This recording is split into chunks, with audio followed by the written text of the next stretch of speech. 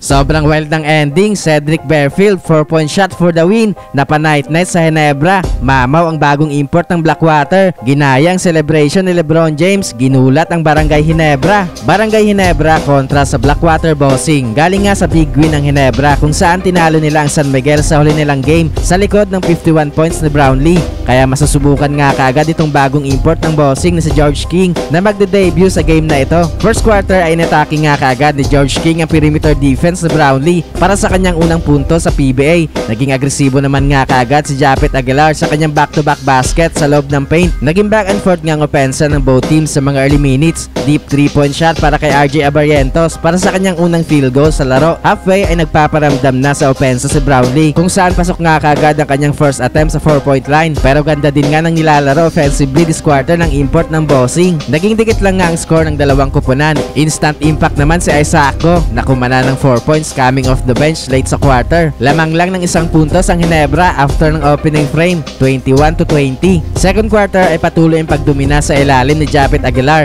Gandang hanat ni Ralph kay Japeth in transition para sa kanyang wide open two-handed dunk. Nabutata pa si Aguilar ni Christian David pero na-recover nga ng Ginebra bigman ang bola na nagresulta ng kanyang second chance points. Nag-capitalize naman nga ang Blackwater sa 3-point shooting kung saan dikdikan pa rin nga ang laban. Halfway ay palitan pa rin ng baskets ng both teams. Tough basket para kay Scottie Thompson sa kanyang driving layup. Hindi natinag sa presensya ni George King sa ilalim. Patuloy din nga ang pag-ambag ni Brownlee sa opensa ng Ginebra. Sa kabila naman nga ay unti-unti nang nakukuha ni Barefield ang kanyang rhythm sa opensa. Nagkaroon pa ng 3-point shot ang Bossing import patapos ang quarter para magbigay ng 2 puntos na kalamangan sa Ginebra after ng third frame, 46-44. Third quarter ay patuloy ang pagkana sa opensa ni George King. Ginawang asintahan si Holt sa kanyang short corner jumper pero sumagot naman sa kabila si Brownlee ng isang 4-point shot. Ikalawa na nga niya yan sa laro. Dikit pa rin nga ang score ng both teams sa mga early minutes kung saan madalas magtabla ang laro at magpalitan ng lamang. Another 3-point shot para kay RJ Abarrientos at agad naman niya yung sinundan ng isang magandang assist kay Japeth sa ilalim. Pero sa halfway mark ay bahagyang nagkaroon ng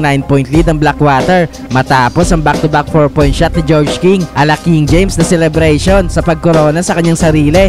Patuloy nga ang pag-arangkada ng opensa ng Bossing late sa quarter kung saan umabot na sa double digit ang kanilang kalamangan after ng third frame, 77-64. Fourth quarter ay mainit pa rin nga ang outside shooting ng Blackwater. Buhat mode na nga itong si Justin Brownlee sa opensa ng Ginebra sa mga early minutes. Na-maintain nga ng Bossing ang kanilang double digit lead hanggang sa kalagitnaan ng quarter kung saan patuloy ang pagkana sa opensa na James Quecote. At unstoppable pa rin nga si George King offensively, mapaloob man yan o sa labas. Late sa quarter ay nagkaroon ng personal run si Ahan Misi para ibaba sa 6 ang kanilang hinahabol. Nagbigay nga yan ng spark sa Ginebra. Baba sa 3 ang lamang ng Blackwater sa 1-minute mark. Gandang depensa ang pinakita ni Holt kay George King na nagresulta ng turnover. Pero with 30 seconds remaining ay nagkaroon ng big 4-point shot si Barefield para i-sealed ang panalo nila sa Ginebra na pa-night-night celebration pa ni Stephen Curry.